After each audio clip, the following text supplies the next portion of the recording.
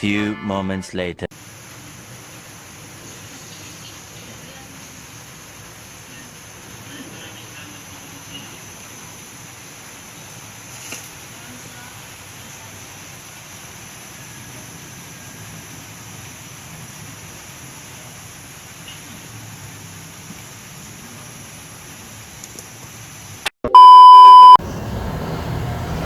Okay guys, back to the vlog. So yun guys, ngayon lang uli tayo upload ng video. So hindi tayo nakapag-vlog ng mga nakaraang araw kasi naging busy tayo. Meron tayong pinuntahan, tapos may mga ginawa tayo dito sa bahay. Kaya ngayon lang din tayo uli nakapag-upload. So for today's video guys, nagluto tayo ng adobong manok. Siyempre, pinaka-basic yun guys sa lahat ng ulam.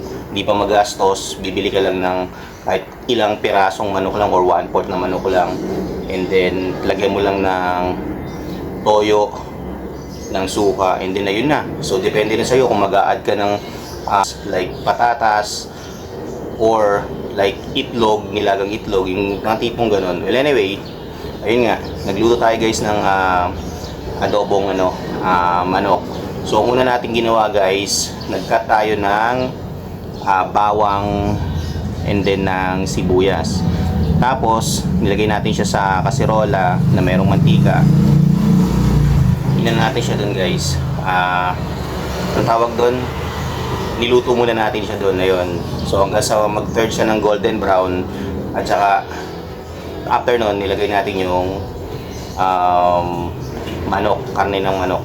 So hinalo-halo natin siya, and then tinakpan natin siya. Ginisa muna natin siya guys ng 2 to 3 minutes or 5 minutes max, hanggang sa kumapit yung lasa nung sibuyas at saka nung bawang. Kasi alam naman natin na manok guys malansa, so kailangan natin siyang igisa.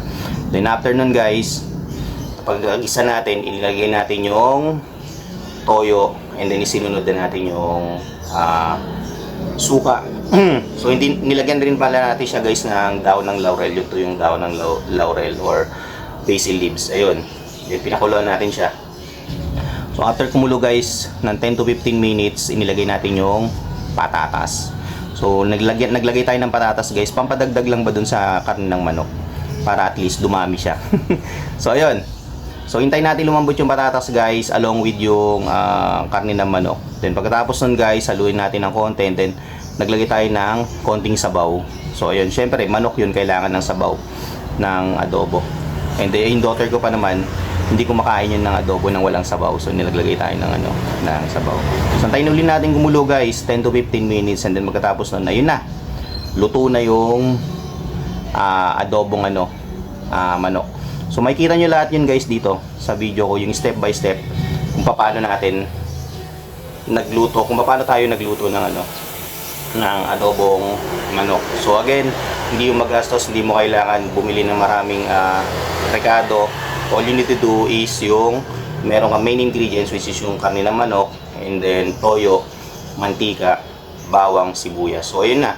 So yung paglalagay ng patatas or ng nilagang itlog, optional na yun, depende na yun sa inyo kung paano nyo paparamin or pasasarapin yung luto nyo ng adobong manok. So ayun lang guys. So hindi pa tayo kumakain ng ganitong oras kasi maaga pa, kaluluto pa lang natin. And then nagluluto pa rin tayo ng sinaing, ayun, ng kanin. So hindi pa siya luto. Sa rice cooker pa siya, hindi pa siya kumukulo. So ayun lang guys, dito muna yung vlog natin. Honest review, hindi pa natin syempre natitikman, pero masarap yun, syempre luto natin yun. So hanggang sa susunod na food trip, food vlog, chibugan, or kung saan man tayo pumunta. So for now, yun muna mga vlogs natin. Hindi tayo makalabas, hindi tayo makatravel kasi nag-uulan. Okay? So peace out.